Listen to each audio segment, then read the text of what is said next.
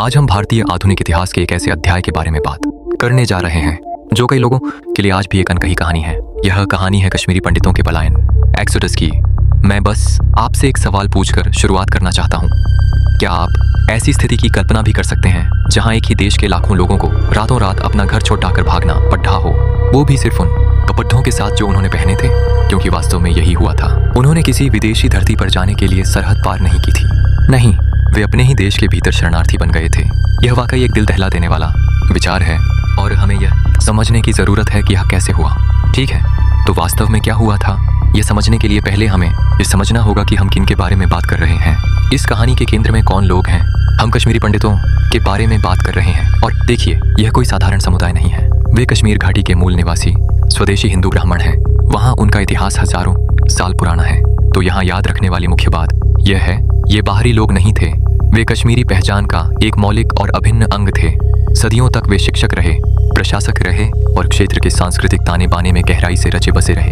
तो आपको पूछना होगा, है ना, कि अपनी मातृभूमि में इतनी गहराई से जुटी जड़ें रखने वाला एक समुदाय अचानक विस्थापित कैसे हो गया? इसके लिए हमें 1980 के दशक के अंत की राजनीतिक उथल पुथल को समझना होगा।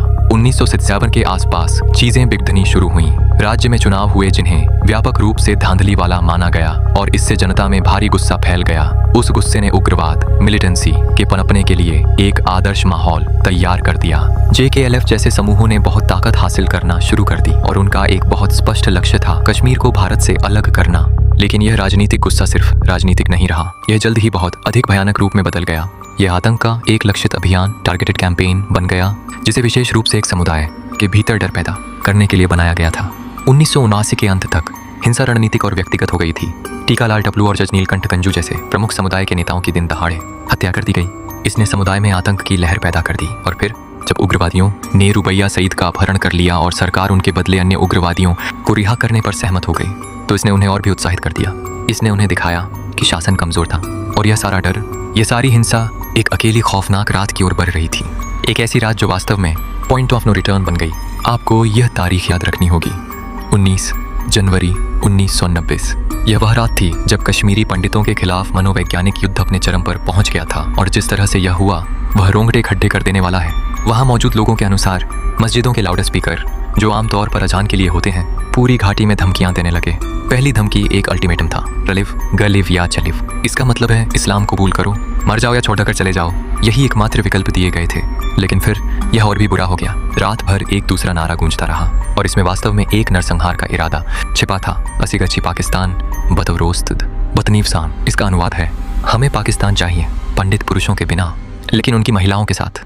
मेरा मतलब है, संदेश इससे ज्यादा साफ नहीं हो सकता था और इसे पूर्ण पंगु बना देने वाला, आतंक पैदा करने के लिए तैयार किया गया था। तो जब आप उस तरह के अकल्पनीय खतरे का सामना करते हैं तो आप क्या करते हैं? यह एक ऐसा विकल्प था जो वास्तव में कोई विकल्प नहीं था और इसके कारण सीधे तौर पर घर से सामूहिक पलायन शुरू हो गया। और आपको समझना होगा, यह कोई रैंडम अराजकता नहीं थी, यह व्यवस्थित था। डर को एक हथियार के रूप में इस्तेमाल किया जा रहा था। पंडित परिवारों के घर को चिन्हित किया गया था। विशिष्ट नामों वाली हिट लिस्ट घुमाई जा रही थी। दरवाजों पर धमकी भरे पोस्टर चिपकाए गए थे। यह व्यक्तिगत था और यह भयानक था। तो इसका परिणाम क्या हुआ? बस कुछ ही महीनों में जनवरी और मार्च 1990 के बीच लगभग 3 लाख से 5 लाख के बीच कश्मीरी पंडित घाटी छोड़कर भाग गए। बस इस संख्या को अपने जहन में उतरने दीजिए। एक पूरा समुदाय अपनी पुश्तैनी जमीन से कुछ ही हफ्तों में उखड़ा गया और उनका पूरा सपना अभी खत्म नहीं हुआ था। वे जम्मू और दिल्ली जैसी जगहों पर इन खराब शरणार्थी शिविरों में भाग गए। हम तपती हुई 45 डिग्री गर्मी में मामूली टेंटों में रहने की बात कर रहे हैं, जहाँ कोई सफाई व्यवस्था नहीं थी। बीमारियां फैली हुई थी, लोग लू लगने और सांप के काटने से मर रहे थे। वे एक तरह की मौत से तो बच निकले थे, लेकिन निर्वासन एग्जाइल में उन्हें दूसरी, धीमी और अधिक दर्दनाक मौत का सामना करना पड़ा। तो ऐसी घटना के बाद क्या होता है?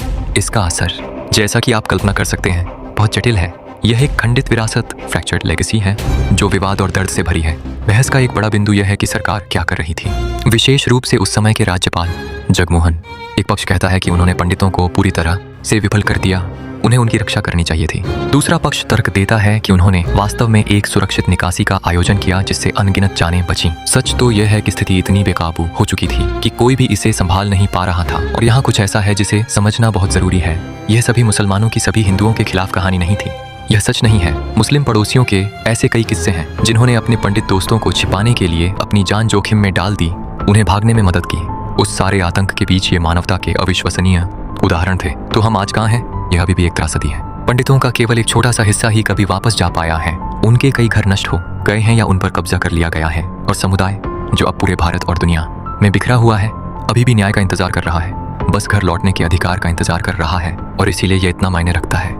यह केवल इतिहास का सबक नहीं है, यह इस बात की एक दर्दनाक और शक्तिशाली याद दिलाता है कि क्या होता है जब एक समाज टूट जाता है, जब लोगों को उस जगह पर शरणार्थी बना दिया जाता है जिन्हें उन्हें अपना घर कहना चाहिए। और अगर आप आज हमारी बातचीत से एक भी चीज सीखें तो कृपया उसे ये रहने दें। यह किसी धर्म के खिलाफ कहानी नहीं है, यह उग्रवाद और मानवता के बीच की लड़ाई की कहानी है। यह इस बारे में है कि जब आतंकवाद को जीतने दिया जाता है तो क्या होता है, जो हमें एक बहुत ही भारी और लंबे समय से बने हुए सवाल की ओर ले जाता है ना?